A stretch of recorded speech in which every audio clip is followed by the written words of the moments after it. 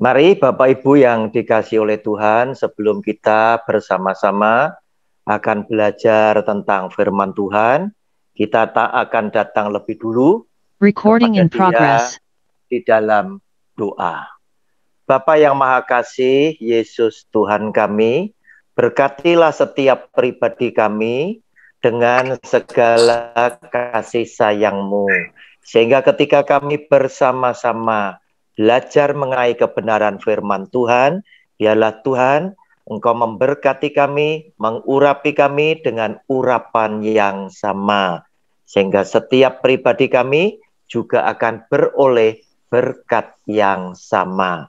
Di dalam nama Tuhan Yesus, kami percaya dan sudah berdoa. Haleluya. Amin. Saudara yang dikasihi oleh Tuhan, hari ini kita akan belajar mengenai satu tema besar, yaitu tentang persepuluhan.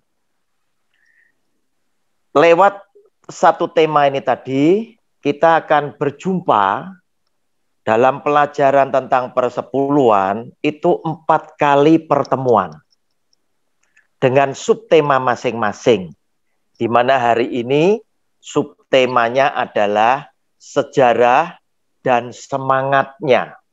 Kita akan belajar sejarah persepuluhan itu seperti apa. Itu mulai dari Bapak Abraham. Kemudian semangatnya pada waktu memberikan persepuluhan itu seperti apa.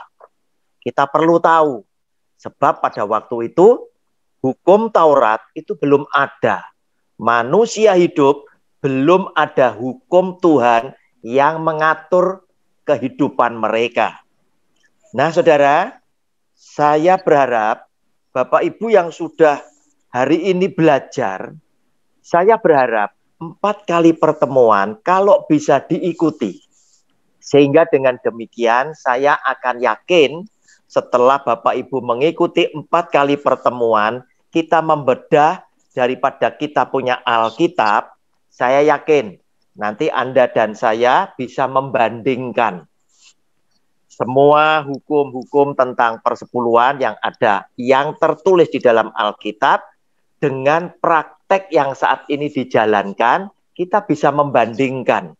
Sebab, mohon maaf bicara, sementara waktu, ini saya menyimpulkan bahwa persepuluhan yang saat ini dilakukan oleh gereja tertentu dalam tanda kutip, dan oleh hamba Tuhan, pendeta dalam tanda kutip, itu adalah kebohongan yang dibangun atas dasar keserakahan para pengajarnya.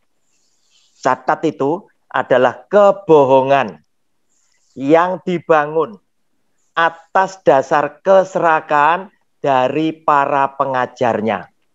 Saudara, simpan baik-baik apa pendapat saya. Ikuti mulai Sabtu hari ini tanggal 2 Oktober, Sabtu depan tanggal 9 Oktober, Sabtu depannya tanggal 16, Sabtu depannya lagi tanggal 23 Oktober, Anda dan saya bisa menyimpulkan pendapat saya benar atau salah. Nah, saudara, mari kita sekarang buka lebih dulu Kejadian pasal 14. Saya bacakan mulai ayat 17 sampai dengan ayat 24. Persepuluhan ini mulai dilakukan oleh Bapak Abraham ketika Abraham berjumpa dengan imam besar Melkisedek. Setelah Abraham kembali dari mengalahkan Kedorlaomer dan para raja yang bersama-sama dengan dia, maka keluarlah Raja Sodom menyongsong dia ke lembah Syawe, yakni lembah raja. Melkisedek, Raja Salem, membawa roti dan anggur. Ia seorang imam Allah yang maha tinggi. Lalu ia memberkati Abram, katanya, diberkatilah kiranya Abram oleh Allah yang maha tinggi, pencipta langit dan bumi. Dan terpujilah Allah yang maha tinggi yang telah menyerahkan musuhmu ke tanganmu. Lalu Abram memberikan kepadanya 1/10 dari semuanya. Silakan digarisbawahi Alkitabnya. Berkatalah Raja Sodom itu kepada Abram, berikanlah kepadaku orang-orang itu dan ambillah untukmu harta benda itu. Tetapi kata Abram kepada Raja negeri Sodom itu, aku bersumpah demi Tuhan, Allah yang maha tinggi, pencipta langit dan bumi. Aku tidak akan mengambil apa-apa dari kepunyaanmu itu, sepotong benang atau tali kasut pun tidak. Supaya engkau jangan dapat berkata, aku telah membuat Abram menjadi kaya. Kalau aku, jangan sekali-kali hanya apa yang telah dimakan oleh bujang-bujang ini dan juga bagian orang-orang yang pergi bersama-sama dengan aku, yakni Aner, Eskol, dan Mamre, biarlah mereka itu mengambil bagiannya masing-masing. Saudara, suatu hari Lot itu ditangkap oleh raja yang tadi berperang dengan Abram dan teman-temannya. Harta benda Lot dibawa, keluarga Lot dibawa, dan lain sebagainya. Sehingga Abram ingin membebaskan Lot sebagai keponaan yang dia sayangi. Nah, saudara, singkat cerita, Abram dan teman-teman berhasil mengalahkan penculik yang membawa Lot. Nah, saudara, hukum zaman dulu adalah hukum rimba. Siapa yang kuat, siapa yang besar, siapa yang menang, itu yang bisa berkuasa. Dan yang kalah pasti jadi tawanannya. Harta bendanya dimiliki oleh yang menang. Itu yang disebut sebagai rampasan perang. Nah, saudara, Abram setelah menang, datanglah imam besar yang namanya Melkisedek. Dia datang memberkati Abram. Nah, saudara, memang tidak bisa dipungkiri dari tempat yang tinggi, orang yang punya kedudukan lebih tinggi, itu turun berkat kepada mereka yang ada di bawahnya. Artinya, Melkisedek mempunyai kedudukan lebih tinggi daripada Abram atau Abraham. Nah, saudara, untuk kita mengetahui lebih rincinya, siapakah Melkisedek itu, kita akan baca pada bagian ayat firman Tuhan yang lainnya, yaitu ada pada Ibrani pasal yang ke-7. Saya bacakan ayat 1 sampai dengan ayat yang ketiga lebih dulu.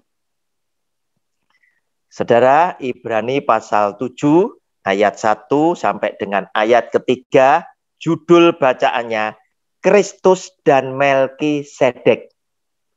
Sebab Melkisedek adalah Raja Salem dan Imam Allah yang maha tinggi.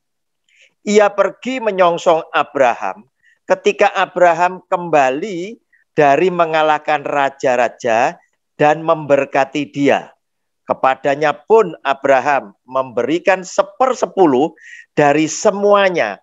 Menurut arti nama Melkisedek adalah pertama-tama Raja Kebenaran dan juga Raja Salem, yaitu Raja Damai Sejahtera.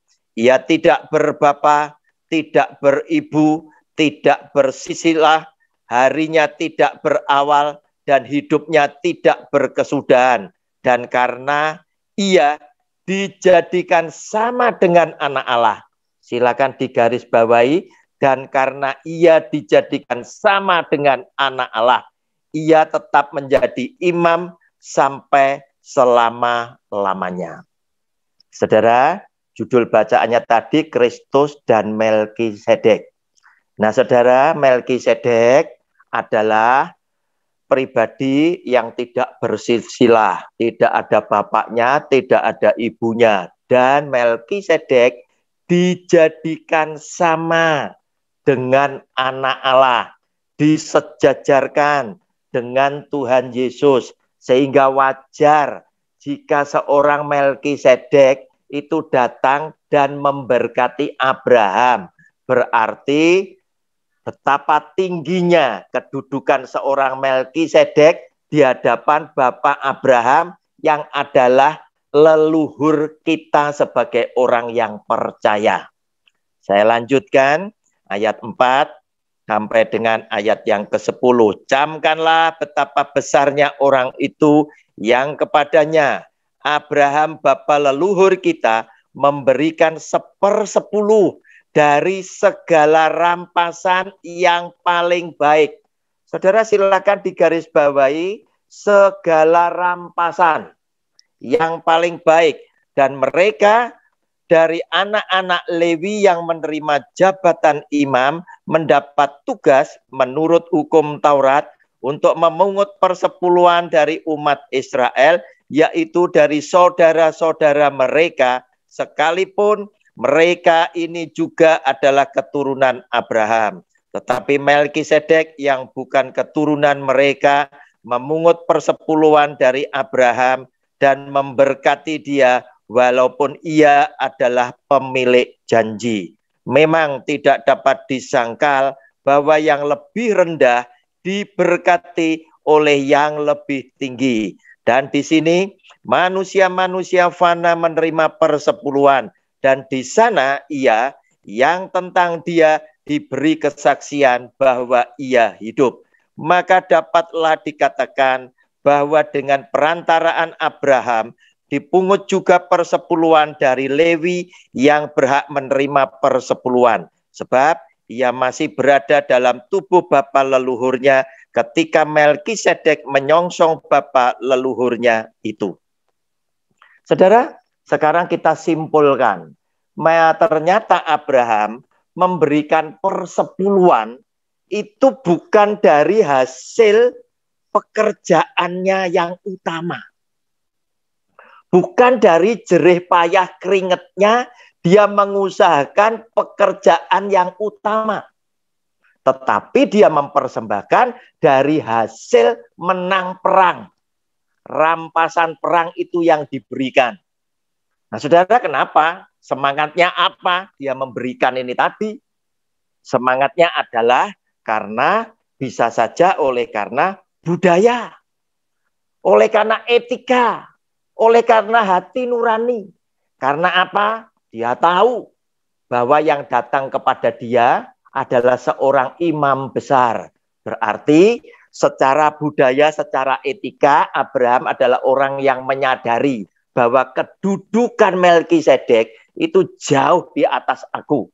Aku ada di bawahnya. Maka wajarlah aku datang dengan persembahan kepada Melkisedek. Sama seperti budaya orang Cina, saudara. Saya kalau hari raya Imlek, saya mesti datang kepada papa mama saya. Mama saya sekarang ada di surga. Sekarang tinggal papa saya. Kemudian saya mulai ngajar kepada anak-anak saya, ya, juga untuk datang kepada kakeknya. Nah, saudara, apa saya datang ke sana? Saya memberikan ucapan selamat, saya memberikan ucapan doa, dan tidak lupa, saya bawa angpau, saya bawa persembahan, duit sebagai ucapan syukur terima kasih.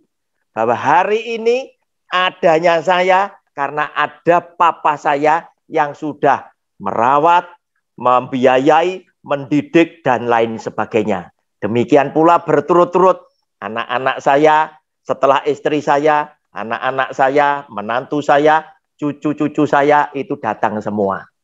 Nah, saudara, oleh karena itu di sini dikatakan memang tidak dapat disangkal bahwa yang lebih rendah diberkati oleh yang lebih tinggi.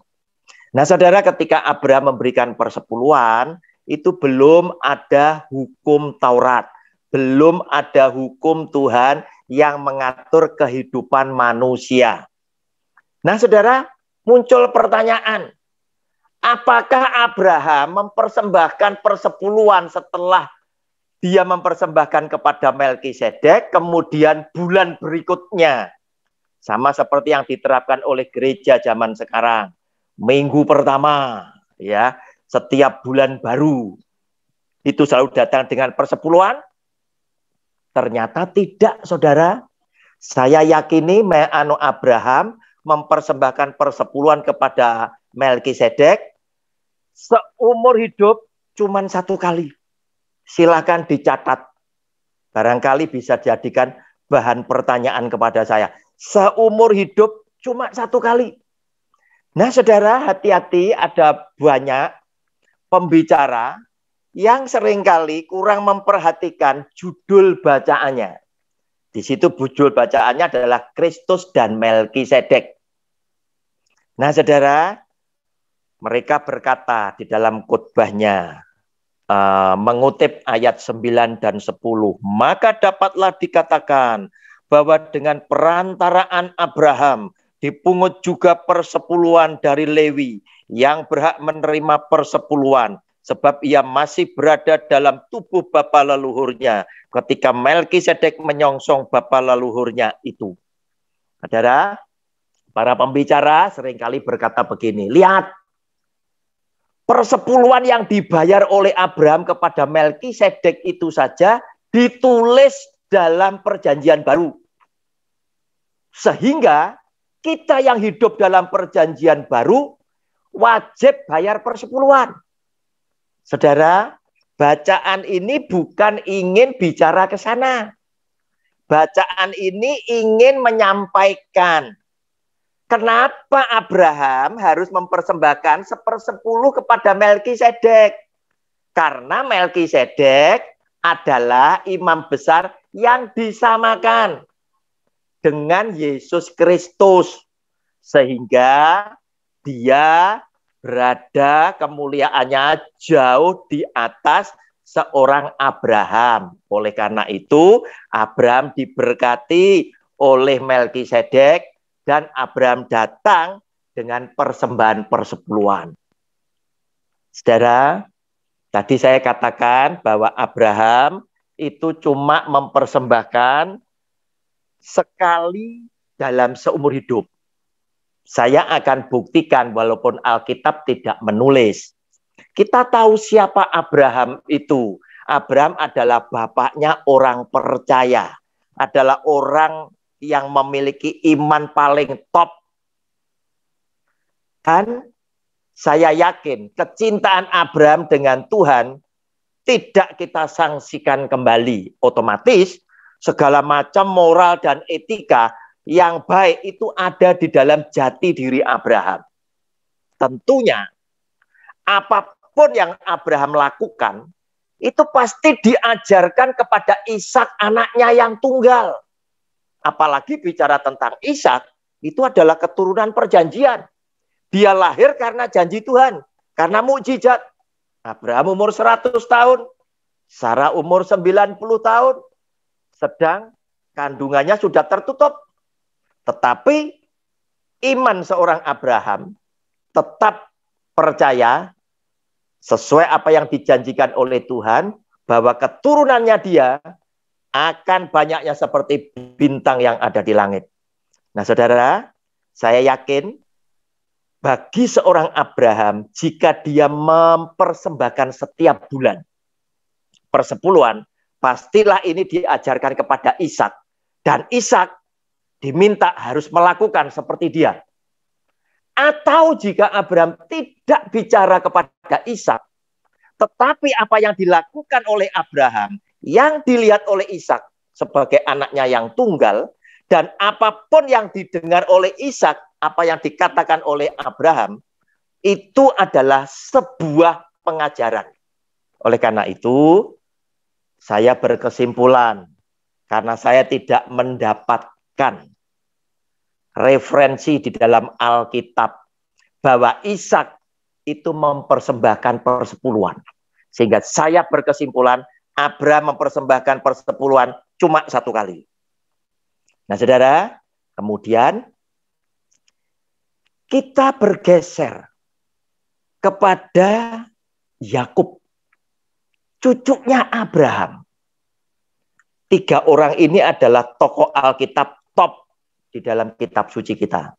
Sehingga Tuhan saja sang pencipta bisa bangga dan dia memperkenalkan diri. Aku adalah Allahnya Abraham, Ishak, dan Yakub. Bayangin saudara, sang pencipta bangga dengan ciptaannya. Luar biasa Abraham, Ishak, dan Yakub. Nah, saudara, apa yang dikatakan tentang Yakub, tentang persepuluhan. Nah, kita buka di dalam Kejadian pasal 28. Saya mau bacakan mulai ayat 13 sampai dengan yang ke-15.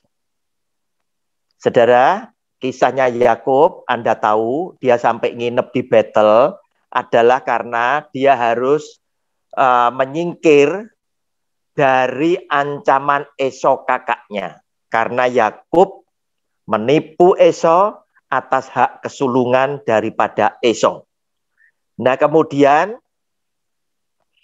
ibunya menyarankan agar supaya Yakub lari menuju ke Haran, yaitu ke rumah ibunya, ke saudaranya ibunya ke sana. Nah, ini bacaan singkatnya ayat 13 sampai 15 dari Kejadian pasal 28. Berdirilah Tuhan di sampingnya dan berfirman, Akulah Tuhan Allah Abraham nenekmu. Disebut nenekmu bukan kakekku. Dan Allah Ishak.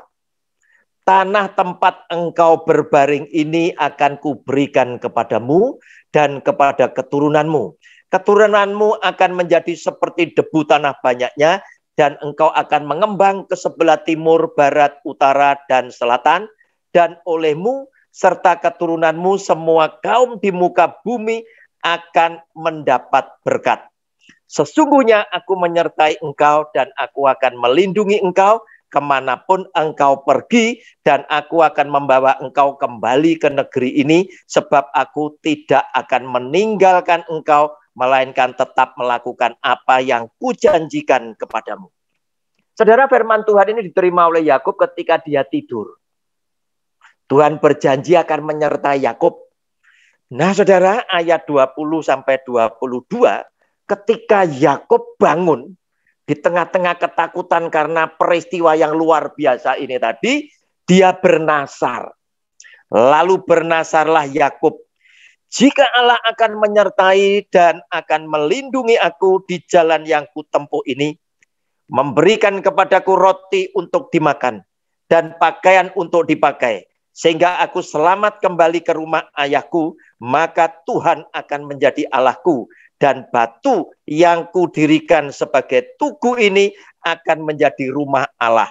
Dari segala sesuatu yang engkau berikan kepadaku, silakan digarisbawahi, akan selalu kupersembahkan 1/10 kepadamu. Nah, saudara, semangatnya Yakub apa?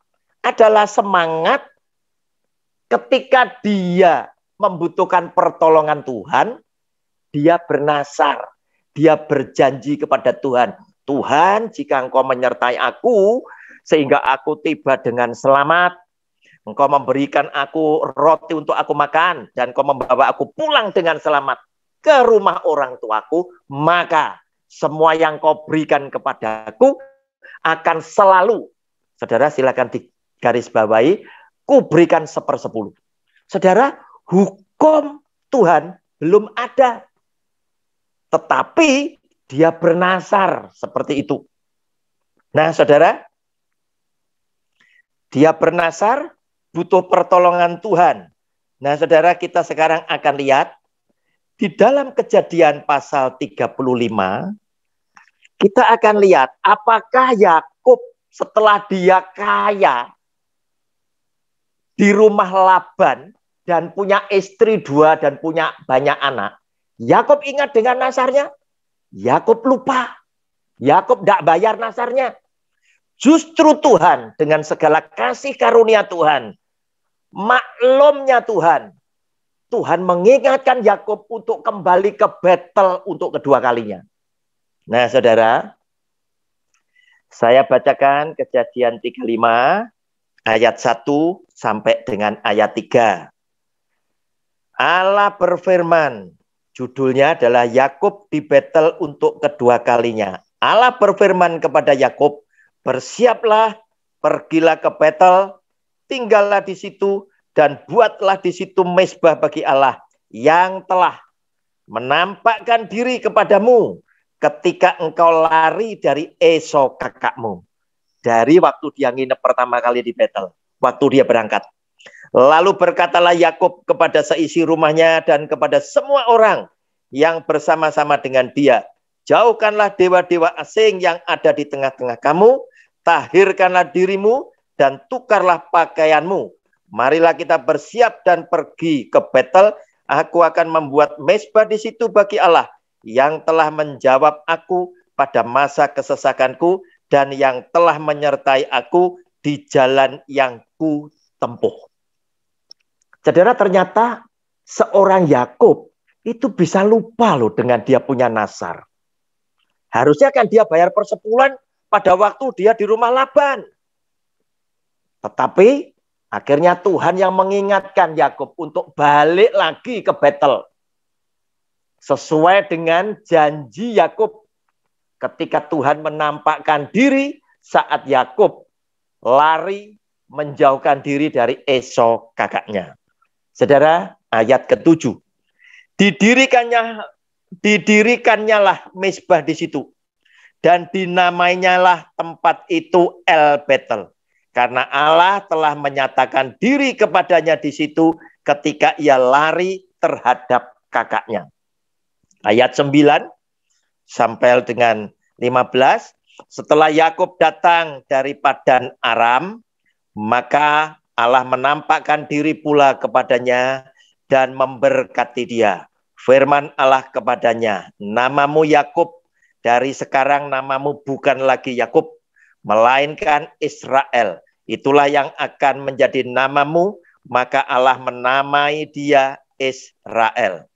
Lagi firman Allah kepadanya, akulah Allah yang maha kuasa, beranak cuculah dan bertambah banyak. Satu bangsa, bahkan sekumpulan bangsa-bangsa akan terjadi daripadamu, dan raja-raja akan berasal daripadamu.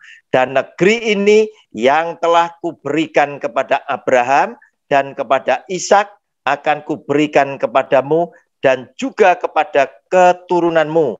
Lalu naiklah Allah meninggalkan Yakub dari tempat ia berfirman kepadanya. Kemudian Yakub mendirikan tugu di tempat itu, yakni tugu batu. Ia mempersembahkan korban curahan dan menuangkan minyak di atasnya. Yakub menamai tempat di mana Allah telah berfirman kepadanya Betel.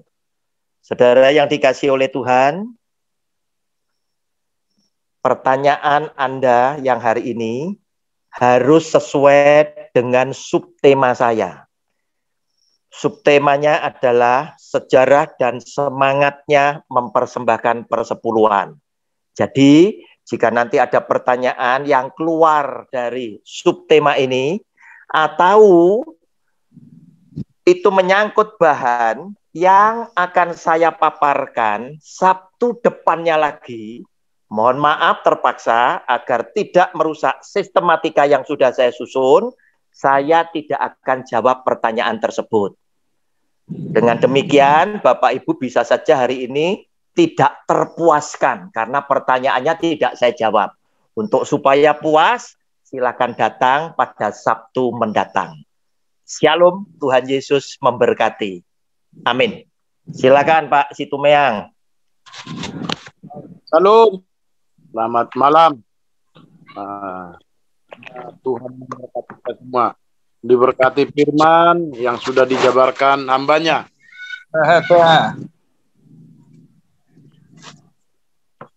Baik, Bapak Ibu yang terkasih.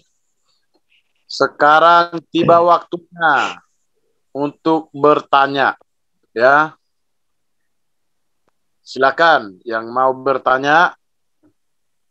Apakah kurang jelas dibaca atau terlewatkan?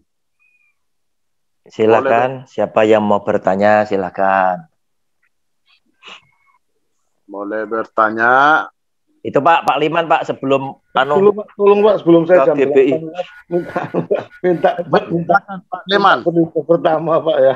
Sebentar saya kok pertanyaan saya bukan pertanyaan Pak, tapi saya akan meluruskan statement-statement dari Pak Roni tadi Pak ya. Supaya ada satu clear Pak ya. statement nggak apa-apa, ini kan double study Pak, bukan berarti lebih pandai apa enggak, kita saling belajar Pak ya. Statementnya Bapak Roni tadi satu yang saya catat, Abraham itu memberikan hasil bukan dari hasil utama.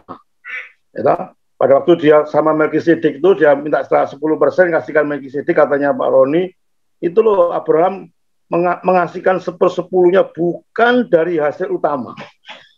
Saya tidak tahu hasil utama itu apa, mungkin pertanian, mungkin itu cuma hasil pampasan perang, hasil menang perang. Berarti dia menang perang dengan musuhnya Lot, akhirnya dirampas semua itu sehingga diberikan hasil perang, bukan hasil utama.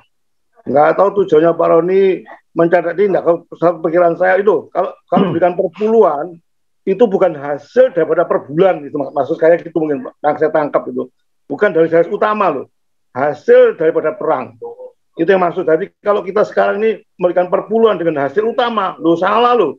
Abraham itu pertama-tama memberikan kepada Melkisedek itu bukan hasil utama. Kalau sekarang kamu Liman ngasih per bulan dengan Tuhan itu hasil utama saya gaji 5 juta Pak, saya kasih 500.000 dari hasil utama saya, itu katanya Pak Roni salah itu. Jadi kalau saya ngambil 500.000 salah, hasilnya apa yang berikan per bulan, hasil lain gitu. Saudara, Alkitab tidak bisa ditafsirkan secara sempit gitu Pak. Bingung kalau sudah ditafsirkan sempit, nanti kalau saya cari ayat lagi yang lebih ekstrim lagi, saudara bingung gitu. Kalau loh, kenapa dulu kok gini, sekarang kok gini? Saudara, kita hidup di dalam zaman yang berbeda. Kita hidup dalam konteks yang berbeda.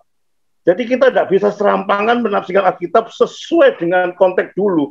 Konteks zaman dulu, zaman Yesus, dengan zaman sekarang, satu keberbedaan. Hasilnya sama, tapi konteksnya lain. Dulu hasil utamanya apa? Dan dulu kan memang hasil utamanya pertanian, hasil pampasan perang. Memang dia perang, zaman dulu perang terus itu. Jadi kalau sekarang hasil utamanya tidak boleh, dari mana? Maksud di perang terus ya. Maksud zaman sekarang, saya mesti hasil dari hasil lain nih, cepelan lain atau perang, nggak mungkin. Berarti hasil utama itu bukan berarti tidak ada apa-apa. Cuma Alkitab pun tidak menjelaskan hasil utama, hasil perang, tidak dijelaskan secara ditekankan. Saudara-saudara, kalau mengambilkan perpuluhan, harus hasil perang, bukan hasil utama, tidak ada ayat itu. Itu yang pertama, Pak. Saya komentar satu. Apakah Abraham bayar kepada Melkisedek cuma 1 kali, katanya?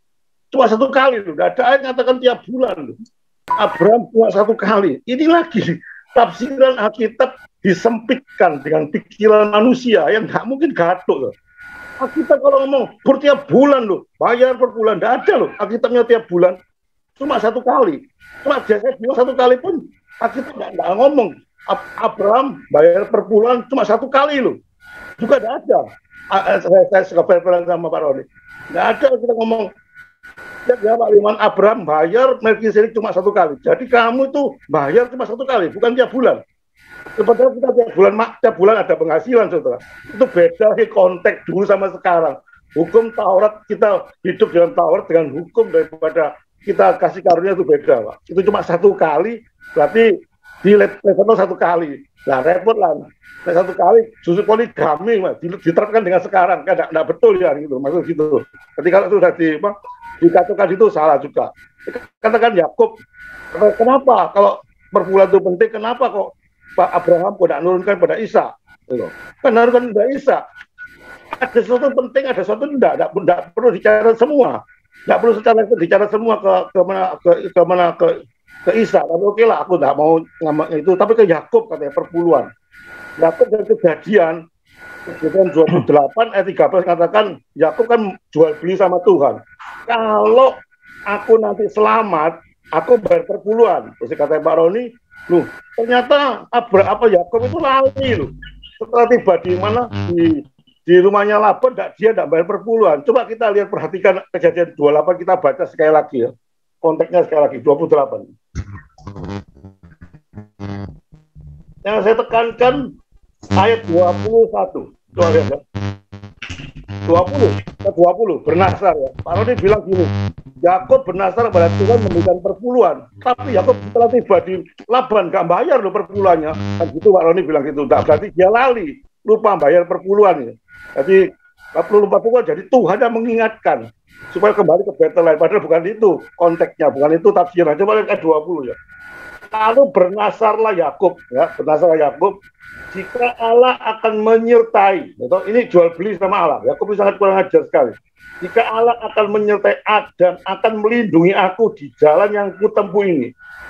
Asal Yakub, Tuhan, jika Engkau menyertai aku dan melindungi aku di jalan ini, memberikan kepadaku roti untuk dimakan dan pakai untuk dipakai. Kalau aku bisa makan, bisa roti perjalanan ini, sehingga aku selamat kembali ke rumah ayahku. Gitu. Coba perhatikan ayat 21. Sehingga aku selamat kembali ke rumah ayahku, maka Tuhan akan menjadi Allahku. Setelah sehingga aku kembali selamat ke rumah ayahku, rumah siapa? Bukan rumah Laban. Gitu. Ayahnya Yakub siapa? Isa toh. Pak, ayahnya Yakub Isa. Ya Isa, yang ayahnya Yakub kan Isa. Bukan kemertuanya. Laban itu kan pamannya Ribka. Coba lihat. Sehingga aku selamat kembali ke rumah ayahku. Nanti kalau Tuhan, aku ini nanti dikejar Esau, langsung saya ke Laban, disuruh mamanya apa? Ke Laban. Nanti setelah dari Laban saya akan kembali lagi ke ayahku. Itu baru nasar dibayar. Itu nasarnya Yakub. Bukan berarti Yakub lupa, enggak kata baru lupa dia di Abraham. Coba ini, di rumah ayahku maka Tuhan akan menjadi Allahku, dan batu yang kudirikan sebagai tugunya akan menjadi rumah Allah. Dan segala sesuatu yang engkau berikan kepadaku akan selalu persembahkan 1/10 kepadamu. Jadi Yakub tidak lupa. Pak Roni mengatakan, lo di Laban, dia tinggal di Laban, dia lupa berikan per bulan. Tidak pernah lupa. Dia bilang, kalau kembali ke ayahku lagi. Dia pasti kepingin balik. Tuh. Ternyata balik ya berpuluhan. Dibayar lagi apa enggak? Tidak ada yang mengatakan itu. Ya. Gitu loh. Tapi juga tidak ada yang mengatakan, Yakub lali. Nggak pernah lali. Ya. Dia kembali ke ayahku. Ya. Setelah itu yang cuma supaya berapa, karena statement-statement yang mungkin bisa membuat Pak Roni lebih teliti lagi membaca ayat bukan potong per potong, cuma secara keseluruhan, secara konteks, secara budaya, secara tempat barang itu diperhatikan, semua diperhatikan. Jadi nggak bisa cuma diantem promo, sunat misalnya. Kalau sunat hari ke-8 nggak disunat, mati disunat loh. Sekarang nggak disunat ya apa? Nah, gitu repot lagi kan. Loh, enggak pasti disunat ya apa cara sunat ya. Jadi bingung, jadi konteksnya itu harus diperhatikan secara sungguh-sungguh. Itu Pak Rani yang saya bilang kita belajar saling melengkapi, bukan saya membantah, cuma saya melengkapi keterangannya Pak Roni supaya lebih teliti lagi dalam membaca Alkitab. Itu Pak, sementara Pak Makmur. Baik. 8 saya live Pak ya. Baik. Ayo Pak Sagala, ada yang mau bertanya Pak? Sebentar Pak, saya luruskan dulu. Bentar, sebelum penanya yang berikutnya. Pak Liman ini masih tidak paham dengan apa yang hari ini saya sampaikan. Semangatnya itu selalu orang lain salah. Kalau saya nangkap seperti itu. Hari ini saya menerangkan persepuluhan. Itu adalah subtemanya, sejarahnya, dan semangatnya mereka memberikan. Nah, terus kemudian oleh Pak Liman disimpulkan sendiri, wong saya tidak nyimpulkan kok. Saya tadi kan bilang, Abraham ternyata dia memberikan persepuluhan itu bukan dari hasil utamanya dia, tetapi dari hasil rampasan perang. Nah, oleh Pak Liman disimpulkan, berarti kalau kita sekarang memberikan persepuluhan dari gaji kita salah. Saya nyimpulnya seperti itu siapa? Kan gitu loh. Saya baru menunjukkan ini loh, kenyataan yang tertulis. Saya tidak menyimpang dari yang tertulis. Bahwa Abraham karena menang perang, dia memberikan 1/10 kepada Melkisedek, bukan dari hasil utamanya. Sebab apa? Nggak mungkin kan Abraham bendino perang kan nggak mungkin. Atau setiap bulan perang kan nggak mungkin. Ya. Nah, ini yang saya tunjukkan. Bukan terus kemudian harus dikembangkan oleh Pak Liman sendiri. Menurut Pak Roni, kalau sekarang mempersembahkan dari hasil gajinya kita salah. Keadaannya kan nggak sama. Keadaan nggak sama, saya nggak bicara kok. Saya bicara Alkitab begitu loh. Saya bicara Alkitab ini tadi. Nah, saudara, itu yang perlu saya koreksi. Silakan, barangkali ada yang lain yang bertanya, silakan. Saya baru menunjukkan fakta Alkitab, tidak menyimpulkan saya. Pak Liman, saya ingatkan jam 8, Pak. Oke. Nanti Anda telat. Sebetulnya beneran Anda ada di GBI apa tidak gitu. Ya, nanti telat.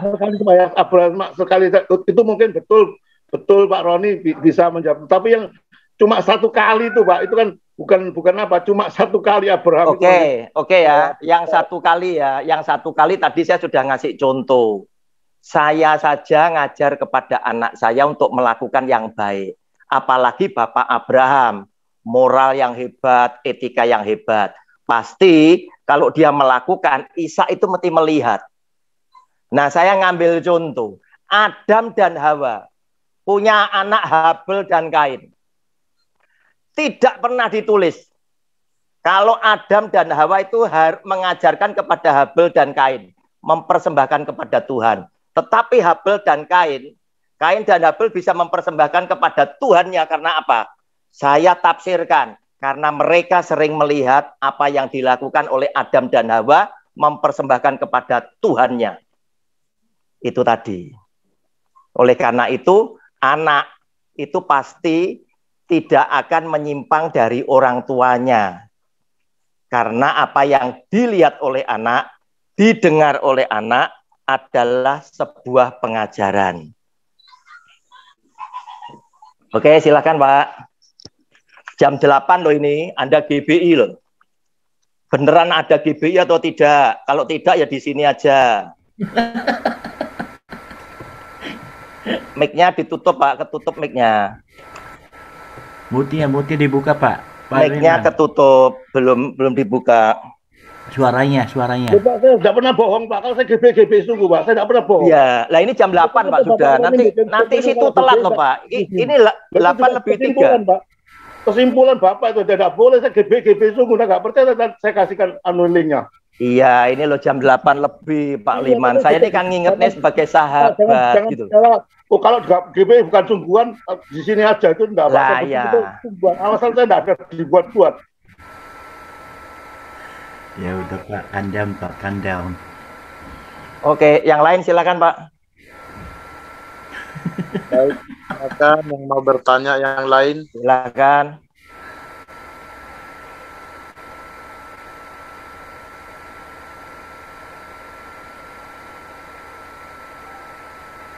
Pak Sagala silakan Pak. Tadi kepotong. Pak Sagala, ayo Pak. Baik, terima kasih ya. Pak Sunan yang memberikan kesempatan. Terima kasih Pak hambanya, Pak Evangelis, Pak Roni Suwono. Sama-sama Pak Sagala, silakan.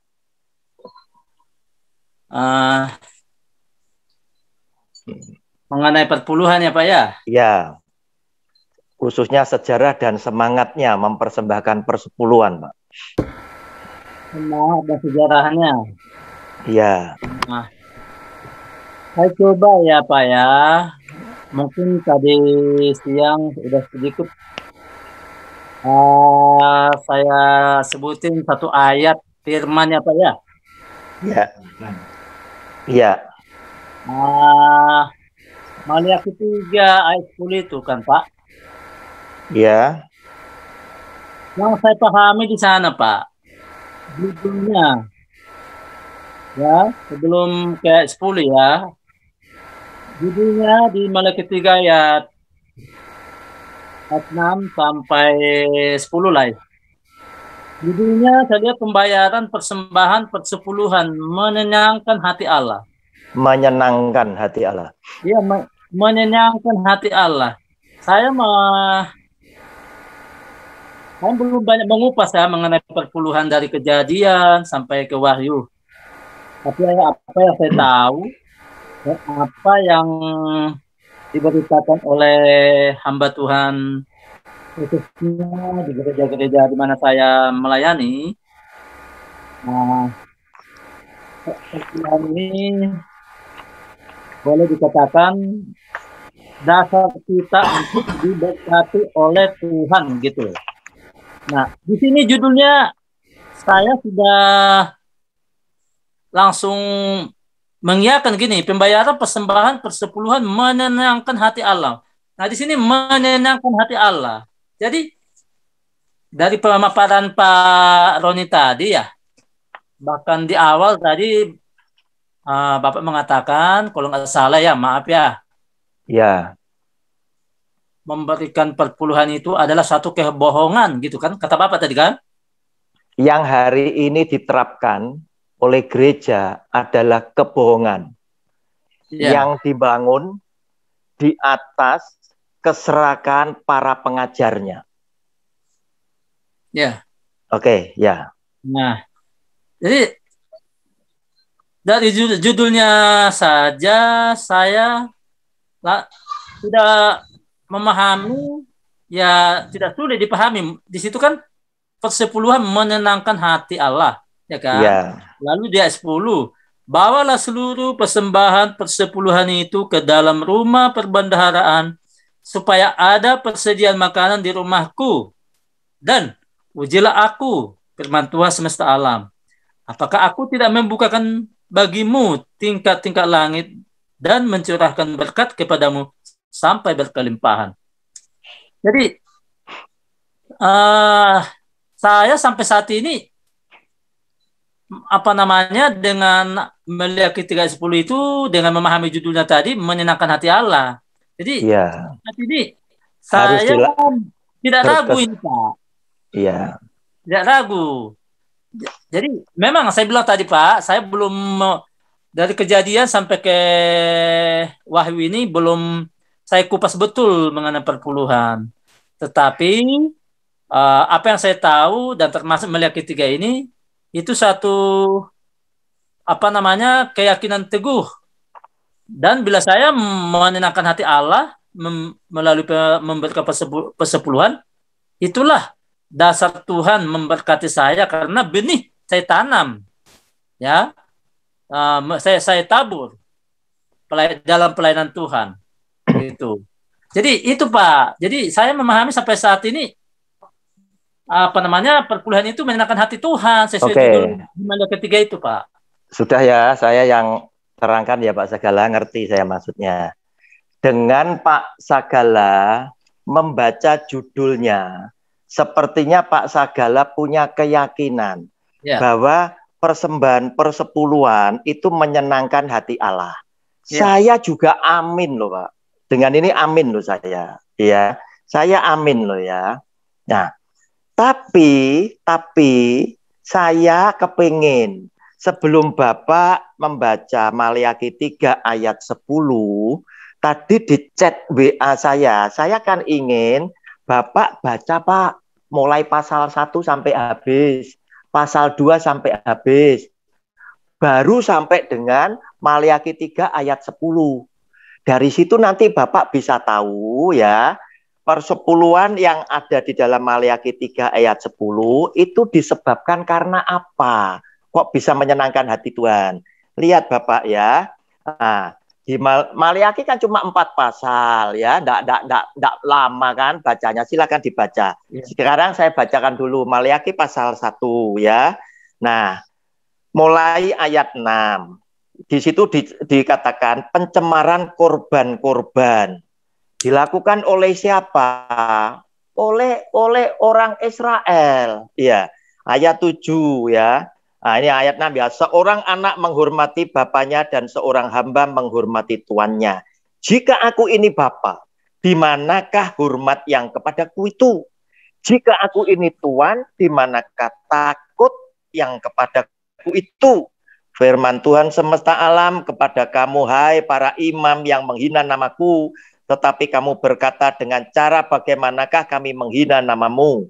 Kamu membawa roti cemar ke atas mezbahku, tetapi berkata, dengan cara bagaimanakah kami mencemarkannya? Dengan cara menyangka, meja Tuhan boleh dihinakan, dan seterusnya, Pak. Bapak baca dulu, Tuhan itu demikian dihina oleh bangsa Israel, dan oleh para imam.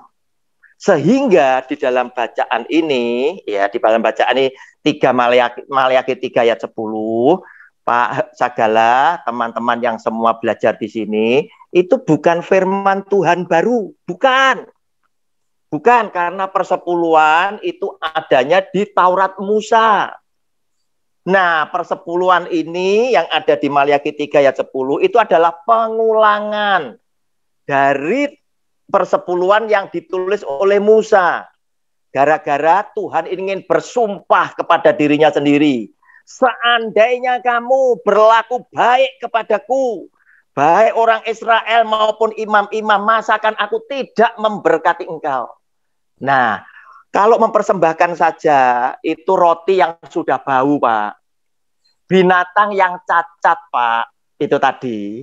Nah, sekarang Tuhan berkata, seandainya persepuluhan itu aja, kamu bayar kembali, itu pasti aku akan memberkati engkau. Itu konteksnya. Oleh karena itu, Pak Sagala, saya jawab sampai di sini dulu. Ikuti sampai 4 sesi, nanti Bapak akan tahu. Kenapa? Karena subtema saya, minggu depan, Sabtu depan, itu memperkenalkan, memberikan pemahaman Bapak dan semua itu tentang siapakah Lewi tadi, suku Lewi, juga Musa dan Harun. Kenapa? Karena nanti ada hitung-hitungan pembagiannya persepuluhan. Yang ketiga adalah pembagian penghasilan imam dan suku Lewi. Nah, di dalam praktek zaman sekarang, Pak, ya, itu yang namanya suku Lewi, ya, itu tidak dapat apa-apa. Diterima oleh imam yang adalah pendeta semua 100%. Nah, itulah yang saya katakan, ini kebohongan. Terus kemudian, sesi yang keempat adalah kita akan tahu apa saja ketentuan untuk hidupnya orang-orang Lewi. Nah, oleh karena itu, saya senang jika dengan tekun diikuti sampai dengan 4 kali pertemuan. Nanti pertanyaan yang Bapak belum sampaikan ke saya, sudah pasti terjawab. Sudah pasti terjawab. Nah, ini kan baru pendahuluan tentang Abraham tadi. Iya. Nah, itu tadi. Tentang Yakub. Demikian Pak Sagala, terima kasih. Bapak baca pasal 1, pasal 2, sampai ketemu pasal 3 ayat 10. Bapak nanti mengerti. Itu Pak, tadi waktu Bapak kasih firman kepada kita semua, yang dikomentari Pak Liman, yaitu ya apa Kejadian 28, ya. Silakan, ya. Ayat 22 di sana Pak. Ayat 22b. Ya. Yakub ya mengenai kepada Yakub bernasar. Di sana kata Yakub gitu kepada Tuhan. Dari segala sesuatu yang engkau berikan kepadaku akan selalu ku persembahkan persepuluhan kepadamu. Yang saya garis bawahi itu Pak. Dari segala sesuatu yang kau berikan kepadaku akan selalu kupersembahkan sepersepuluh kepadamu. Iya. Jadi segala sesuatu yang dimiliki oleh Yakub itu dia berikan persepuluhan, gitu loh Pak. Betul Pak, betul. Terus pertanyaannya Bapak apa? Ya artinya gini. Iya. Dimulai dari sesudah Abraham. Ya, Taurat. Yakub, ya. Yakub ini dalam ayat ini, hamba Tuhan memberikan persepuluhan ini diingatkan oleh Tuhan, itu maksud saya, Pak. Iya, maksud Bapak harus tetap dibayar, begitu kan, Pak Sagala? Iya. Artinya sih Yakub itu setia memberikan persepuluhan, gitu loh, Pak. Iya. Akan selalu. Ini kan masih dalam bentuk kata-kata toh, Pak. Ya, berkatnya kan belum diterima oleh dia. Nah, segala sesuatu itu termasuk waktu loh, Pak. termasuk waktu, termasuk talenta. Sekarang lihat aja lah. Orang punya talenta main musik, kalau tidak dikasih amplop tidak jalan loh Pak. Mana itu? Ayo. Seorang yang bisa menyanyi, WL singer yang suaranya indah, dia bilang ini karunia Tuhan. Tetapi ketika melayani Tuhan harus dibayar loh Pak, zaman sekarang. Ayo, mana? Betul. Betul ya? Iya, betul. Nah, ini Pak, ini posisinya si Yakub kan belum membuktikan. Tuhan memberkati ngasih roti, kan begitu. Iya. Ya. Tuhan kan belum memberkati, dia punya kekayaan. Nah, yang saya katakan lupa tadi, ketika dia ada di Laban, dia kan sudah jadi kaya. Laban kalah kaya, Bapak. Kan begitu. Nah, sama Pak Liman diangkat di ayat atasnya, kan dia belum pulang, kan begitu. Ya. Nah, apakah boleh memberikan persepuluhan model seperti itu? Ya, nanti Tuhan, nanti. Atau kita ngomong, saya mempersembahkan kepada Tuhan kalau deposito saya sudah sekian banyak, apakah bisa begitu? Ini kan selalu apa yang Tuhan berikan kepadaku selalu akan ku persembahkan. Loh, Tuhan sudah ngasih berkali-kali sampai dia kaya kok. Yakub ini kaya, lebih kaya daripada Laban karena pertolongan Tuhan. Nah, akhirnya saya di sini menafsirkan, menunjukkan betapa Tuhan itu penuh dengan maaf, penuh dengan maklum, penuh dengan kasih karunia kepada Yakub dan kepada kita. Ini lupa, diingatkan lagi, ayo kembali. Asalnya Yakub tidak kepengen kembali. Tuhan ingatkan lagi, ayo kamu balik ke negeri nenek moyangmu. Tuhan ada Esau, aku menyertai kamu. Itu tadi Bapak. Orang kalau sudah punya istri, punya keluarga, biasanya tidak mau kembali Pak. Anaknya orang Indonesia, sekolah di luar negeri, punya pacar, orang tuanya susah, aduh anakku tidak balik. Betul. Nah itu fakta, bukan saya menafsirkan ngawur, tidak. Saya ngerti bagaimana menafsirkan, begitu loh. Ya, ya Pak Sagala sudah simpan dulu, mungkin belum puas. Bapak baru ikut Sabtu yang pertama, Ya. masih 3 kali Sabtu lagi. Bapak nanti ngerti. Oke, baik Pak. Oke, terima kasih. Kita tunggu pemaparannya. Iya Pak, ya pasti. Makanya sudah saya langsung berikan langsung 4 kan masuk di flyer kan. Iya. Iya. Ya, benar. Oke, silakan yang lain. Terima kasih Pak Sagala. Halo, Uli, silakan Pak. Silakan. Silakan, Pak. Sorry, saya baru masuk, baru selesai pimpin kelompok sel, jadi baru masuk. Oke. Nah, jadi saya mengikuti aja dulu Pak, baru nanti. Oke Pak Uli, terima kasih. Silakan, siapa yang mau bertanya? Ini Ya. berisi Bu Hana, hati. Bu Hana. Bu Hana mau nanya itu. Hana, silakan Hana, Bu Hana. Kalau ini kan tentang semangat persepuluhan. Kalau bagi Semangatnya Hana persepuluhan itu mempersembahkan. adalah iman dan juga bukti tanda kasih. Kalau bagi Hana ya, saya ambil dari 2 Tawarikh 3 ayat 30. Mbak Hana sebentar, saya potong. Anda Nah, ya, nah ini saya Mbak Hana. Pak Roni dari ambil semangatnya. Kalau tadi ya Bapak kan dari ambil dari Raban untuk contohnya, tapi saya mau bandingkan dengan katanya yang BTA-nya gitu. Suaranya kok hilang? Halo? Jaringan. Kedengaran suara saya, Pak? Ya. Jangan Ya, hilang. sekarang ada. Halo? Ya, ada sudah ya. Ya. Anda mau bandingkan mungkin dengan saya kali. Halo? ya. Coba ditutup gambarnya Ibu Hana, hanya suara saja. Oke. Mbak. Kalau tentang saya ambil dari dari 2 Taware ayat 31 ayat 5. Setelah perintah ini, tersiarlah orang Israel membawa dalam jumlah besar hasil pertama dari gandum, anggur, minyak, madu, dan segala macam hasil bumi. Mereka membawa juga persembahan perpuluhan dari segala sesuatu dalam jumlah besar. Nah, ini kan semangat untuk mempersembahkan persepuluhan, dan ini dikuatkan dengan itu. Dan juga kenapa saya bilang kalau perpuluhan itu harusnya memang harus dilakukan untuk bagi orang percaya, karena itu 16 ayat 1 dan 2 di situ buktikan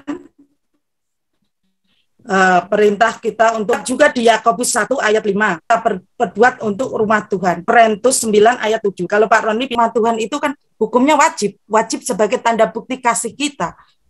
Jadi di situ semangat untuk kita memberikan perpuluhan itu sebenarnya harusnya kewajiban memang kita memberikan pada Tuhan. Nah, itu bukti itu tanda iman kita. Nah, pertanyaan saya, Pak Roni kan bilang perpuluhan itu tidak wajib untuk diberikan.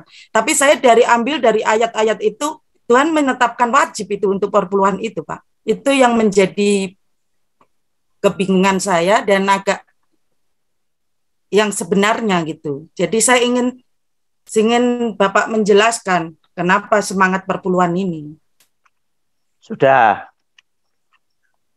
Ya. Ya, sudah ya, Mbak Hana. Teman-teman yang hari ini belajar, kan saya sudah buat sistematika untuk pemaparan. Bahwa ini akan saya paparkan 4 kali pertemuan. Hari ini yang saya maksud, sejarah dan semangatnya orang memberikan persepuluhan itu adalah pada saat hukum Taurat belum ada. Jadi Anda tidak usah melebar ke Korintus apa, tidak usah. Anda cukup bertanya mengenai Abraham, Ishak, dan Yakub, dan Melkisedek, titik. Yang di luar itu tidak saya jawab. Karena itu akan ngerusak sistem saya. Kalau dari 2 Tawarikh ayat 31 ya, itu kan dari ketetapan Mesias ada, Pak. Apa? 2 Tawarikh. Ibu, ya, ayat 31. Nah, zamannya Tawarikh itu zamannya siapa? Daud. Halo? Zamannya siapa itu? Yang ada di Tawarikh itu siapa? Daud. Ya. Atau Hizkia. Apa itu? Hizkia, Pak. Hizkia. Nah, Taurat itu siapa yang nulis? Masih Hizkia itu. Nah, Taurat itu siapa yang nulis? Ini saya bicara, Musa belum lahir. Musa belum lahir. Jadi disimpan dulu pertanyaan di luar itu. Ini Musa belum lahir. Kita baru bicara kepada untuk siapa? Nenek moyang leluhur kita. Abraham, Ishak, dan Yakub. Titik. Sampai di situ saja. Yang di luar situ ndak usah dulu. Kenapa? Saya jamin nanti Anda mengerti sendiri setelah saya paparkan. Satu-satu tak paparkan, Anda ngerti sendiri. Bahwa Anda dibohongi. Begitu loh. Kenapa? Karena nanti begitu Sabtu kedua, kita mulai memperkenalkan, ingin tahu siapa Lewi itu tadi, suku Lewi tadi. Siapa Musa, siapa Harun. Nah, Anda mulai mengerti nanti. Ternyata imam dan suku Lewi itu berbeda. Imam dan suku Lewi itu berbeda, walaupun sama-sama suku Lewinya. Sesuai dengan yang tertulis. Nah, sekarang yang ada di dalam gereja, Anda boleh renungkan. Kan ada penata layanan. Ya, ada pendeta. Nah, Anda mulai postingkan aja pendeta itu masuk imam atau suku Lewi. Kenapa? Karena penata layanan di dalam Alkitab itu hanya boleh suku Lewi. Orang awam yang mendekat harus dihukum mati. Itu ada ketentuannya. Nah, berarti pendeta itu masuk siapa? Masuk imam atau masuk suku Lewi? Silahkan Anda milih, kan gitu. Karena dia yang memimpin ibadah, harusnya pendeta mesti imam. Penata layanan W.L. Singer, ayatnya ada di Alkitab komplit. Penyanyi apa ada di sini.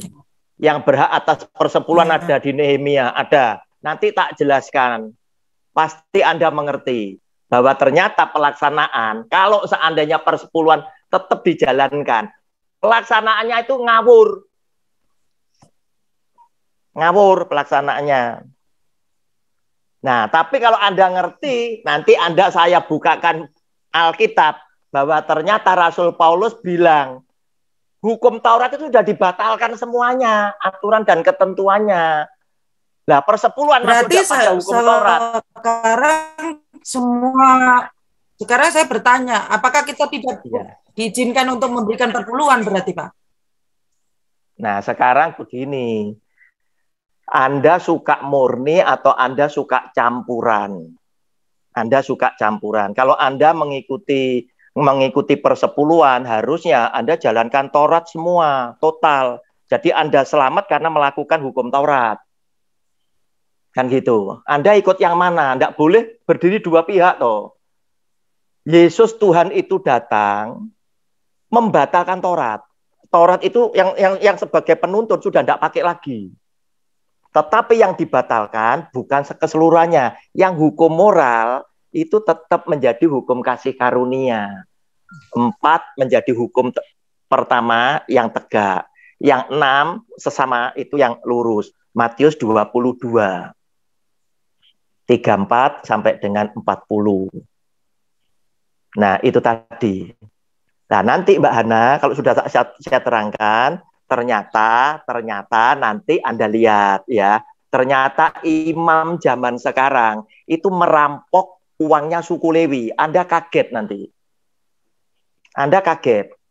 Kalau itu harus dijalankan, ternyata mereka itu merampok. Bukan. Yang saya tangkap ini tentang perpuluhannya, Pak Roni. Mohon maaf. Ya, kalau itu saya nggak mau komen masalah itu. Pertanyaan saya tentang perpuluhannya. Bapak tadi kan menyebutkan perpuluhan itu tidak wajib untuk kita berikan.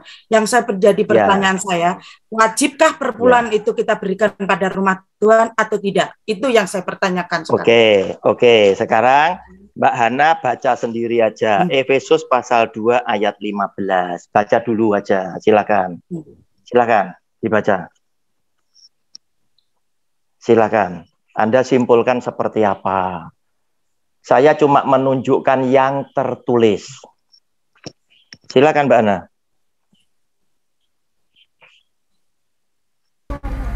Ayo silakan baca. Terputus Pak, suaranya maaf, saya kurang dengar. Oke, saya bacakan ya. Oke, sebab dengan matinya sebagai manusia, ia huruf besar Yesus telah membatalkan hukum Taurat dengan segala perintah dan ketentuannya untuk menciptakan keduanya menjadi satu manusia baru di dalam dirinya dan dengan itu mengadakan damai sejahtera. Silakan dicatat, direnungkan. Ini beneran atau tidak? Ya. Ini Efesus 2 ayat 15.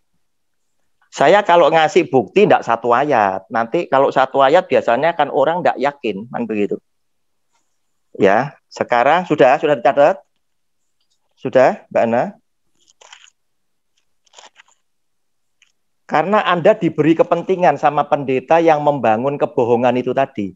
Jika engkau memberikan persepuluhan, engkau akan diberkati berlimpah-limpah. Nah, itu tadi. Anda punya kepentingan, jemaat datang, itu juga hatinya bengkok juga, gitu loh. Nah, sekarang Lukas pasal 16, ayatnya ke-16. Sudah dicatat, Mbak Ana? Halo, Mbak Ana? Mbak Ana? Nah, ini saya tunjukkan. Ini kata-kata keluar dari mulut Tuhan Yesus. Hukum Taurat dan kitab para nabi berlaku. Ya, sudah dicatat ya. Lukas 16 ayat 16. Hukum Taurat dan kitab para nabi berlaku sampai kepada zaman Yohanes. Maksudnya Yohanes Pembaptis. Ya. Sudah. Nah, sekarang Ibrani pasal 7 ayat 18 berkata begini, memang suatu hukum yang dikeluarkan dahulu dibatalkan kalau hukum itu tidak mempunyai kekuatan dan karena itu tidak berguna. Supaya yakin ditambahi ayat 19. Sebab hukum Taurat sama sekali tidak membawa kesempurnaan, tetapi sekarang ditimbulkan pengharapan yang lebih baik yang mendekatkan kita kepada Allah. Nah, itu bicara yang dibatalkan adalah hukum Taurat. Sekarang tidak apa-apa Anda berpikir mau memberikan persembahan, silakan, silakan. Saya hanya menyarankan, kenapa tidak diganti dengan istilah yang sama? Dikasih karunia, yaitu apa? Ucapan syukur. Nah, kalau ucapan syukur, Anda kehilangan apa itu kepentingan. Karena di persepuluhan, pendeta semua khotbah, engkau akan diberkati berlimpah-limpah. Nah, ini semangat, begitu loh. Paham ya? Sama seperti kantong kolektor kalau mau lewat, yang mendoakan kan bilang gini, saudara, siapa yang menabur banyak diberkati banyak. Tuhan adalah Allah yang tidak pernah berhutang. Nah, itu diberi pancingan seperti itu. Harusnya tidak seperti itulah. Orang Kristen tahu apa yang dia mesti lakukan. Karena Tuhan sudah menyelamatkan, aku wajib. Nyawa bisa tak berikan kepada Tuhan. Itu aja tidak bisa menebus hutang budi kita kepada Tuhan. Nah, kepentingan-kepentingan ini yang ditekankan oleh mereka yang membangun kebohongan ini tadi. Tak kasih contoh. Ya, tak kasih contoh. Tadi Pak Sagala kan sempat berkata, ya, sebagai salah satu kita diberkati karena kita memberikan persepuluhan. Demi nama Tuhan Yesus saya ngajar Alkitabnya dia. Saya pastikan itu salah. Ya, sekarang bagaimana orang diberkati? Silakan Anda buka Ulangan 28.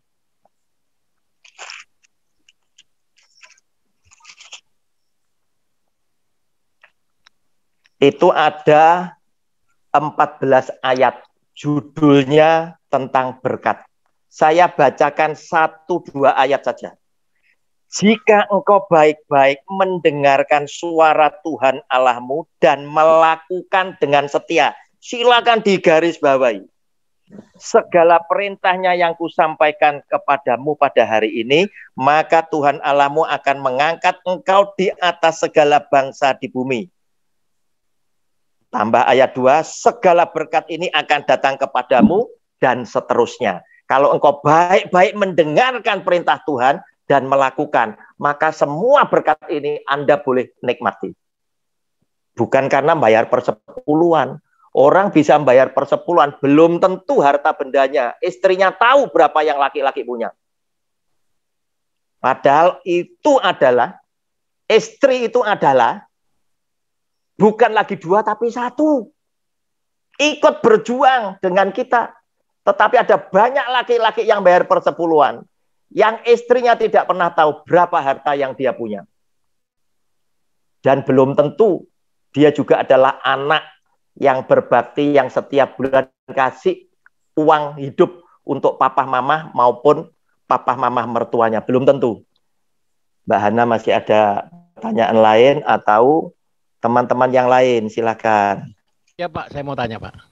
Silakan Pak Michael, ya. Ya, banyak kan orang Kristen itu Pak, persembahan itu dipukul rata Pak. Satu contoh persembahan dari Habel dan Kain Pak. Ya. Itu tidak ditulis persepuluhan, tapi orang Kristen mungkin menganggap itu persepuluhan Pak. Nah, enggak, maksudnya yang orang Kristen ini yang Kristen mana? Ya, hampir yang suka bayar perpuluhan. Iya, maksudnya dicampur jadi satu. Ya.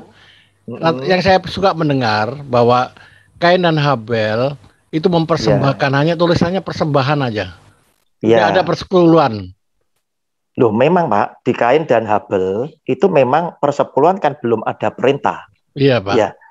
Tetapi kenapa Kain dan Habel bisa mempersembahkan? Saya menafsirkan mungkin Kain dan Habel sering melihat apa yang dilakukan Adam dan Hawa sebagai papahnya, sebagai orang tuanya, sehingga mereka juga ngelihat perbuatan ini baik, maka mereka mencontoh, begitu loh Pak.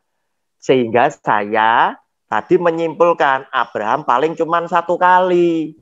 Kenapa? Buktinya Ishak loh. Anda silakan cari di semua ayat di Alkitab.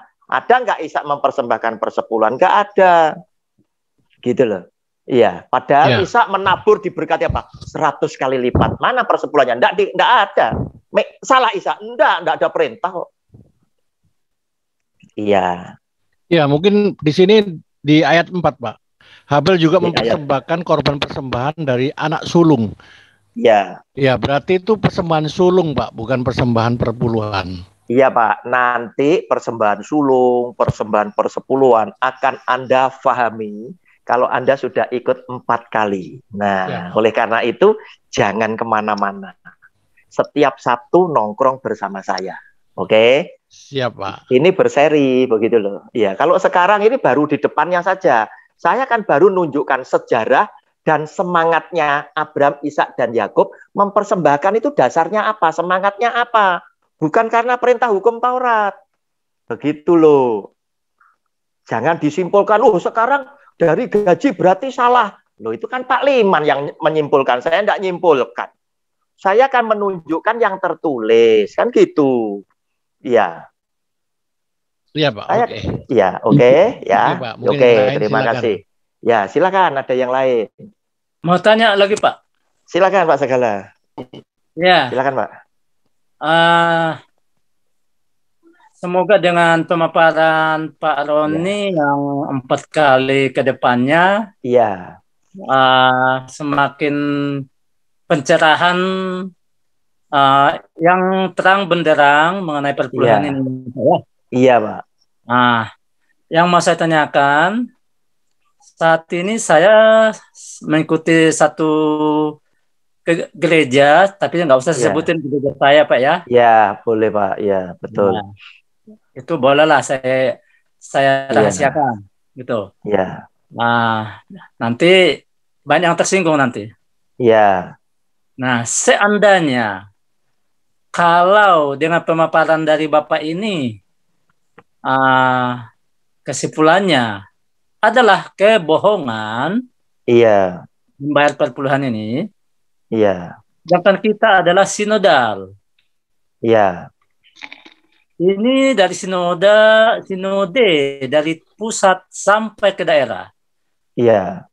Perpuluhan ini sudah dijalankan bertahun-tahun hingga sampai saat ini, Pak. Betul. Nah, lalu bagaimana ya sikap kita sebagai pelayan Tuhan menghadapi ini? Iya. Kalau kebenaran firman Tuhan, bukan kata Pak Roni ya, tapi kebenaran firman Tuhan ya Pak? Iya. Ya, saya mau kebenaran firman Tuhan. Yang hakiki ya Pak ya? Oke.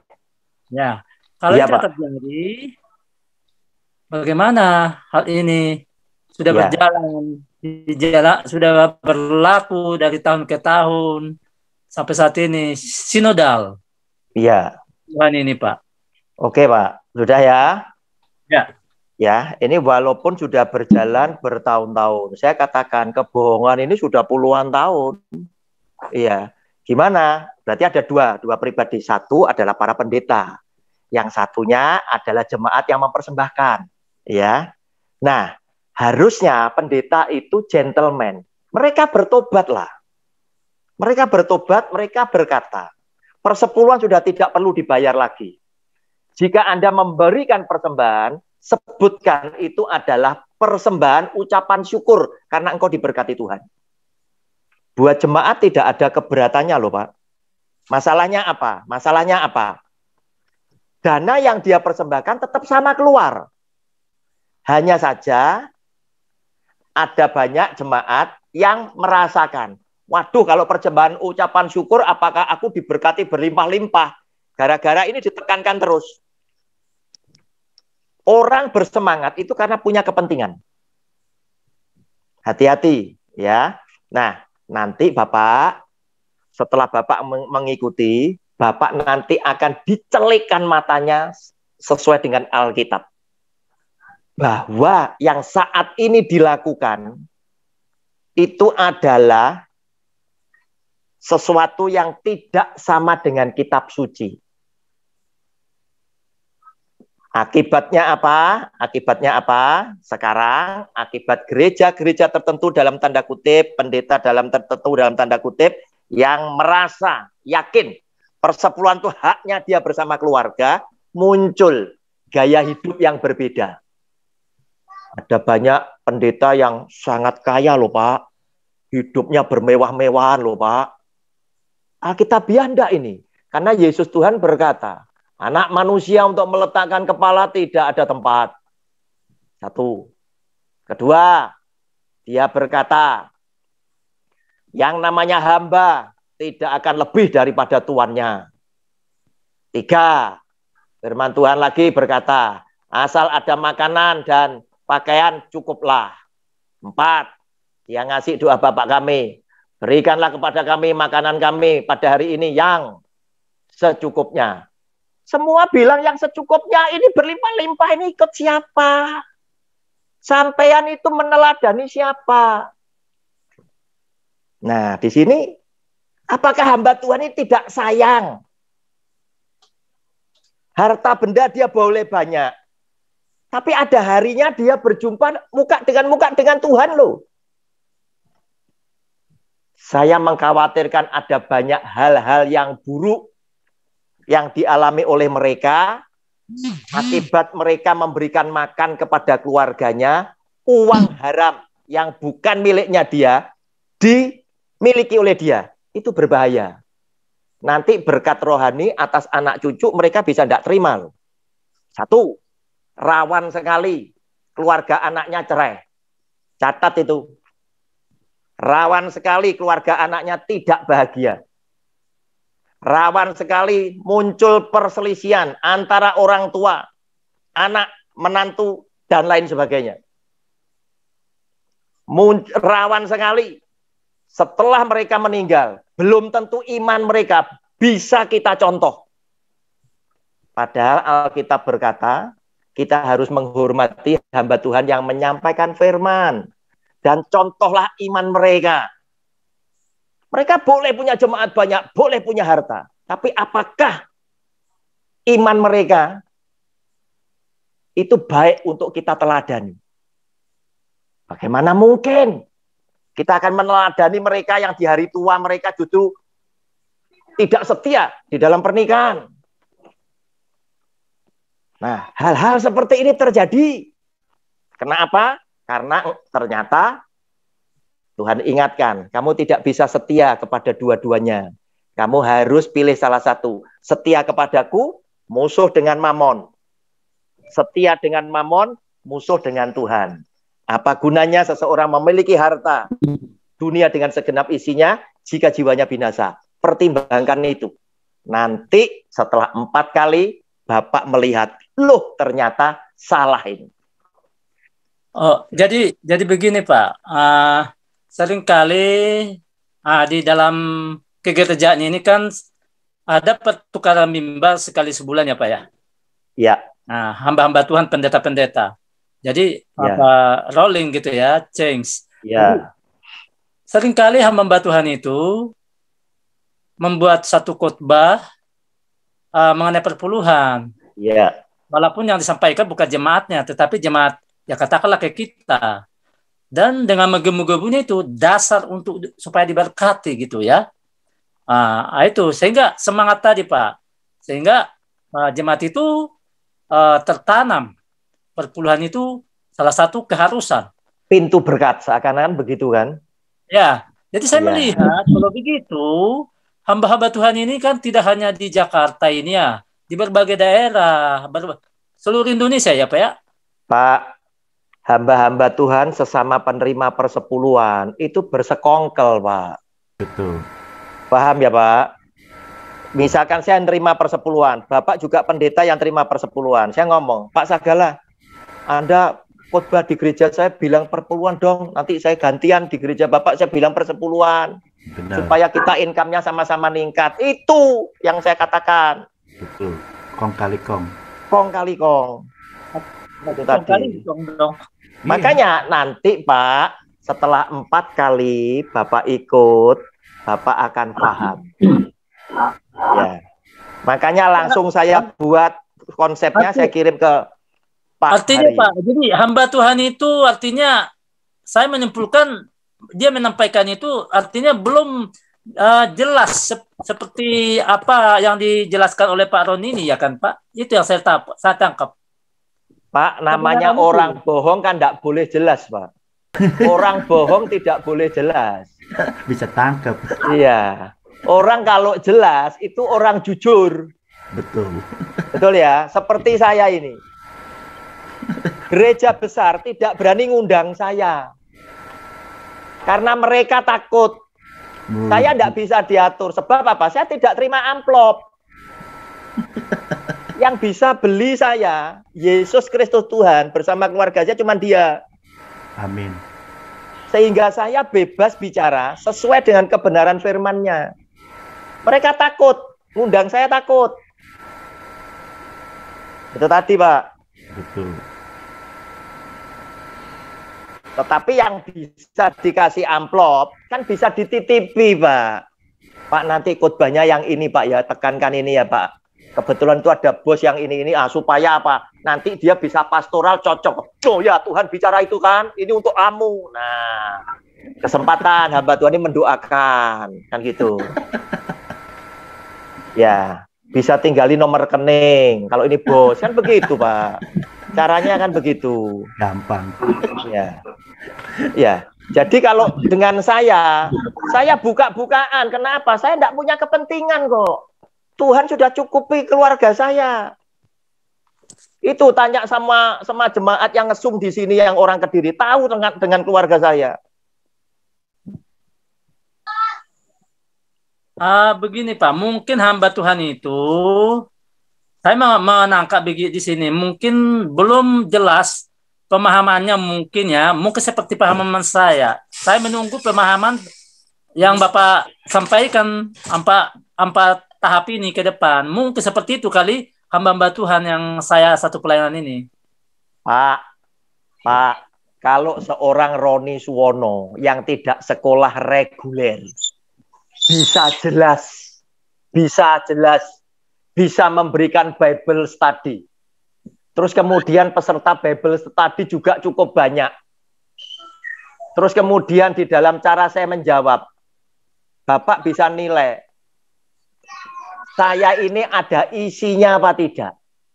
Kalau saya aja yang tidak sekolah reguler bisa seperti ini, mereka itu loh punya gelar kesarjanaan teologi. Antara gelar sama namanya bisa panjang gelarnya kok, Pak. Masa enggak ngerti? Masa enggak ngerti, Pak? Hanya kenapa kok mereka seperti itu? Karena mereka lebih setia dengan mamon. Dan sekarang ini karena persepuluhan, Pak, berbahayanya apa? Calon lulusan baru, calon pendeta yang mau buka gereja, cara berpikirnya selalu berpikir begini. Kalau saya punya jemaat, jumlahnya sekian puluh, kemudian sekian orang memberikan persepuluhan, aku bisa hidup. Pikirannya ke sana loh, Pak. Betul. Banyak pikirannya ke sana loh. Seperti orang bisnis loh. Memang gereja bisnis. Ya.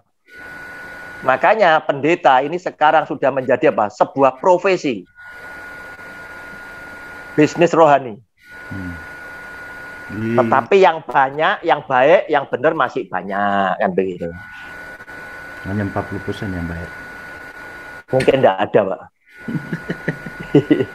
Ya, ada yang lain silakan. Baik, Pak. Terima kasih, Pak Roni. Terima kasih, Pak Sagala. Maka ini saya masih penasaran nih tentang perpuluhan. Ya, silakan. Pokoknya Mbak Hana tanya tentang Abraham, Ishak dan Yakub mesti dijawab. Oke. Sekarang ini kita melihat dari Ulangan 14 ya Pak ya. Ulangan 14 itu kan menegaskan perpuluhan kan. Iya. Nah di situ di ayat itu kan memang persembahan persepuluhan. Iya. Ya. Berarti kan itu harus mempersembahkan, harusnya kan wajib untuk memberikan perpuluhan. Dari ini ayat ini nih yang saya baca ya.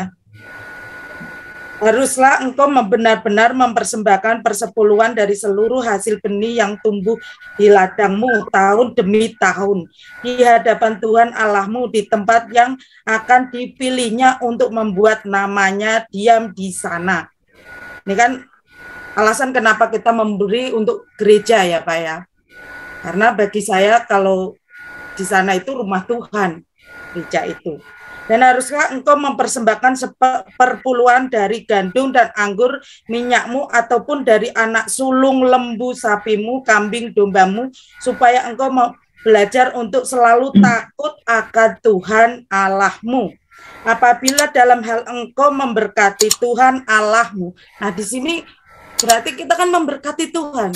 Jadi memberikan perpuluhan itu kan kita memberkati Tuhan supaya kita dapat berkat dari Tuhan, Pak. Oke, sebentar. Sekarang, misalkan kata persepuluhan, Anda mempersembahkan persepuluhan 1 juta.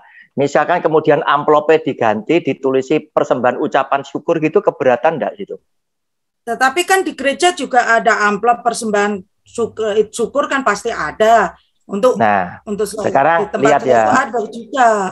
Mbak Jadi Hana, amplop persembahan syukur ada, amplop pembangunan gereja kan pasti ada semuanya. Oke, sudah. Tadi Efesus 2 ayat 15 sudah difahami, dibatalkan tadi sudah. Tapi kan nggak semua hukum Taurat dibatalkan Tuhan. Kan Tuhan Yesus sendiri berkata, aku datang menggenapi hukum Taurat, bukan meninggalkan. Betul. Yang menyempurnakan loh Pak. Sebentar. Yang dimaksud oleh Tuhan di Lukas 16:17 ya, tidak satu titik, satu koma pun hukum Taurat itu dibatalkan. Itu adalah 3 hukum itu, yang tersisa itu adalah 10 perintah Allah, karena itu hukum moral. Iya. Hukum moral itu oleh Dia itu disempurnakan dalam bentuk hukum kasih karunia. Matius 22, silakan dicatat toh. Matius 22 ayat 34 sampai 40. Ya, itu yang dia tidak batalkan dan dia sempurnakan. Lihat ya, yang dia batalkan itu keimaman suku Lewi. Karena Harun jadi imam itu tidak sempurna. Sebab apa? Ketika jemaat itu mau minta pengampunan dosa, Harun yang harus minta ampun lebih dulu kepada Tuhan. Kemudian baru dia mintakan ampun jemaat dengan hewan lembu dan lain sebagainya. Ya, itu berulang-ulang. Oleh karena itu digantikanlah oleh peraturan Melkisedek, yaitu Tuhan Yesus menjadi imam untuk selama-lamanya bagi kita. Sebab imam yang satu ini Tuhan Yesus adalah imam yang mempersembahkan nyawanya sendiri. Ya, nyawanya sendiri, sehingga nyawanya ini ganti untuk menebus dosa dunia, sehingga ketika dia mati di atas kayu salib, Alkitab menulis tulia tabir bait Allah, penyekat antara manusia dengan Allah Bapa itu robek jadi 2 dari atas ke bawah. Artinya kita sudah bisa didamaikan lewat kematian Kristus di atas kayu salib. Lihat ya, soal imam aja dibatalkan ya. Soal binatang haram dibatalkan. Apa sulitnya buat Tuhan untuk membatalkan persepuluhan, kemudian diganti dengan ucapan syukur. Nah, nanti oleh karena itu Mbak Hana, dari tadi Anda masih tidak mengerti. Ketika Anda nyebut ulangan, berarti Anda nyebut itu waktunya Musa. Musa dan Abraham selisih 600 tahun. Saya belum bicara ke Musa, baru besok. Paham? Nah, sekarang ya. Dari Imaman 27 ayat 30 itu kan menyatakan perpuluhan itu, Pak. Loh, lah ya. Perpuluhan. Ibu, Mbak Hana, simpen dulu ya. Anda simpan dulu. Saya baru bicara sampai Yakub, Abraham sampai dengan Musa, jaraknya 600 tahun, ya. Itu jangan dulu. Kita baru bicara tentang ini, sejarah persepuluhan. Saya untuk membuktikan kepada teman-teman, jangan sampai Anda terkecoh dengan pembicara yang bicara begini. Lihat, Abraham mempersembahkan persepuluhan ditulis di perjanjian baru. Berarti ini tetap harus dibayar. Salah, pasti salah. Ya, sebab apa? Persepuluhan itu termasuk hukum yang dibatalkan. Oleh karena itu, saya tanya sama Pak Liman yang dulu itu tadi. Pak Liman ngomong persepuluhan dimasukkan hukum moral. Berarti hukum moral no 11 malian, gitu loh. Loh, dari mana Pak Liman boleh masukkan hukum moral ini, persepuluhan masuk hukum moral? Tidak pernah ada. Begitu loh. Ya, jadi kalau Mbak Hana bicara tentang ulangan, itu sudah masuk tentang Musa. Minggu depan, Sabtu depan, itu kita akan memperdalam tentang suku Lewi, Musa, dan Harun. Ya, kenapa kok harus ada Harun? Karena Harun itu ditabiskan oleh Tuhan menjadi imam turun-temurun anak laki-lakinya. Sedang yang bukan anak laki-laki Harun tidak boleh jadi imam. Ya, oleh karena itu dipisahkan, dibedakan penghasilan imam dan penghasilan suku Lewi. Nah, itu Anda bisa lihat Ulangan 18 itu ada judul bacaan itu. Bilangan 18 itu juga ada bacaan tentang penghasilan imam dan suku Lewi. Silahkan dilihat. Nah, nanti Sabtu berikutnya itu pembagian penghasilan imam dan suku Lewi itu berapa persen di Alkitab ada. Gitu loh. Ya. Ya, ada yang lain? Ya Bu Hana, sabar dong, minggu depan. Simpan penasarannya, disimpan. Nanti besok tak singkapkan. Anda jangan buru-buru. Iya, jangan buru-buru. Penasaran kenapa perpuluhan tidak diizinkan itu loh. Iya, minggu depan. Anda kalau tanya itu, tanya sama Tuhan Yesus. Kenapa kok berlaku sampai dengan zamannya Yohanes Pembaptis, gitu loh. Terus kemudian Efesus 2 ayat 15. Apakah ini harus diabaikan? Kalau bagi saya ya, ini iman saya ya Pak Roni. Kalau saya perpuluhan itu adalah bukti tanda kasih saya kepada Tuhan. Betul. Buat saya begini Mbak Hana, Anda mau bayar persepuluhan, saya ndak ngelarang. Wes sak karepmu, begitu loh. Saya cuma nunjukkan bahwa ini dibatalkan. Wong situ bayar saya ndak rugi kok. Nah, cuma kan begitu. Silakan, Anda punya iman itu monggo. Dalam Bible study ada perbedaan, enggak apa-apa. Anda tetap pakai pandangan Anda, enggak usah pandangan saya. Enggak masalah. Ya, tetapi ini tadi Alkitab gitu loh. Nah, kalau Anda memberikan persepuluhan, ya nanti betul enggak? Justru kan karena ini Bible study, makanya saya memakai Alkitab. Nah, ini Alkitab kok berkata dengan ini, makanya saya minta penjelasan Pak Roni gitu loh. Betul. Nah, kalau Alkitab, saya perbedaan pendapat itu udah hal biasa Pak Roni. Betul lah. Itu ya. Masing-masing soalnya. Lah, Alkitab yang tadi Anda tanyakan itu kan masuk hukum Taurat. Hukum Taurat itu Kejadian sampai dengan Ulangan. 5 kitab tadi disebut Pentateuch, ya. Itu kitab Taurat Musa. Nah, ayat di belakangnya berkata seperti itu. Ya, ini sudah dibatalkan. Nah, sekarang tergantung sama Mbak Hana. Mbak Hana mau ngikuti Rasul Paulus atau Mbak Hana tetap jalankan sembarang, terserah.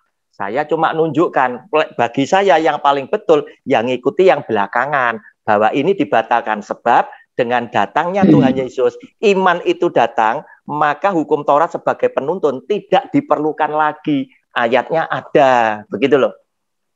Baik, selamat Bapak Ibu yang terkasih, karena waktu sudah menunjukkan pukul 21 lewat.